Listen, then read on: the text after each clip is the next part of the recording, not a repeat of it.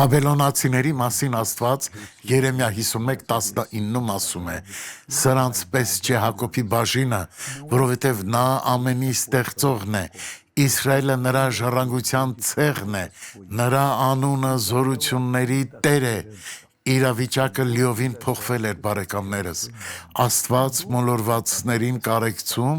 եւ ողորմում է, քանզի նա գիտի, որ եթե այսպես շարունակեն, ամբողջ հավերժությունը կանցկացնեն կրակներում։ Այն անդունդն է, որը վերջ չունի եւ դրանից խուսափել չի լինի։ Կանցնեն միլիարդավոր տարիներ, բայց խուսափել չի լինի, ելք չի լինի, դուք երբեք չեք հասնի վերջնակետին, անվերջ տառապանք է այնտեղ, մտածեք այդ մասին եւ վերադարձեք Հիսուսի մոտ, քանի դեռ կարող եք։ Աղոթենք, Հայր, օրհնում եմ այս մարդուն, ես հանդիմանում եմ ամեն չարիքի Հիսուսի անունով, եւ դուք ասում եք ամեն։